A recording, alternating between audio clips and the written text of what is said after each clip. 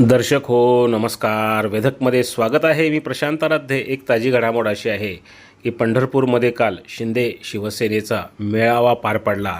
Booth प्रमुखांचा हा मेळावा होता आणि याकरता म्हणून उद्योगमंत्री उदय सामंत यांच्यासह खासदार ज्योतिताई वाघमारे, माजी आमदार शहाजीभाऊ पाटील, माजी मंत्री सिद्धाराम म्हेत्रे तसेच निरीक्षक खासदार धैर्यशील माने यांच्यासह अनेक पदाधिकारी उपस्थित होते.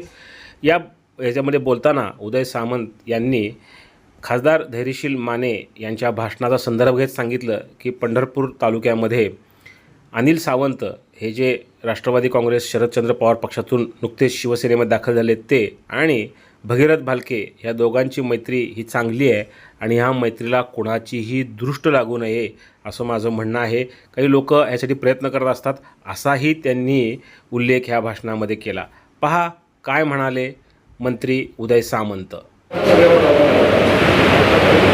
भगीरथ दादांनी त्यांची भूमिका मांडली, अनिल दादांनी त्यांची भूमिका मांडली, पण धैर्यशील माने साहेबांना एका गोष्टीसाठी पाठिंबा दिला की तुम्ही जे महत्वाचं वाक्य या ठिकाणी बोलला 2 मिनिटं तुमचं बोलून झालं तुम्हाला सांगायला पाहिजे. मी मगाशी जे महत्वाची गोष्ट सांगितलं बाकी दुनिया इकडे तिकडे होऊ दे, या दोघांच्या प्रेमाला कोणाची नजर लागू नये.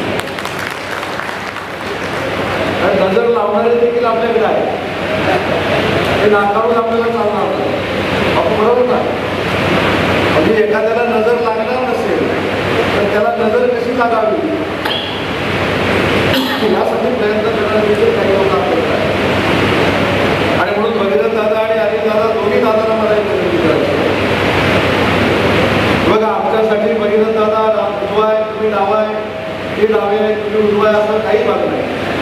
आम्हाला तुम्ही दोघेही सांगताय, परंतु दोघांनी जर मनावर घेतलं तर इथली दादागिरी तुम्ही निवडून काढू शकता. एवढं दोघांची ताकद आहे.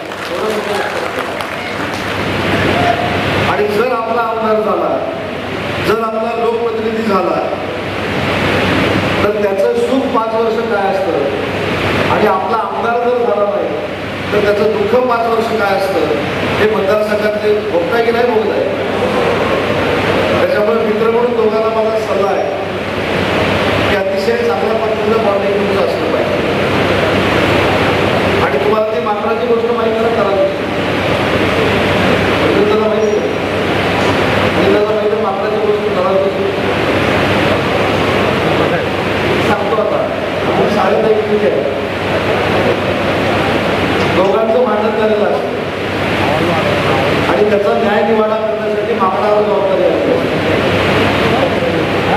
माकडावर तराजू हातामध्ये देखील असतो आणि 2 भांडण झालेल्या लोकांना विचारत असतो तुला किती, तुला किती, तुला किती, तुला किती. दोघंही समाधानी होत नाही, परंतु प्रत्येक नागरिकनं थोडाफार स्वतःकडे काढून घेत असतो.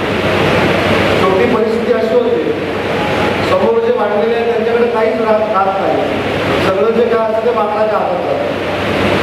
हे माझा अर्थ काय असेल अशी प्रवृत्ती लोकांचा समन्वय नसल्यानंतर निर्माण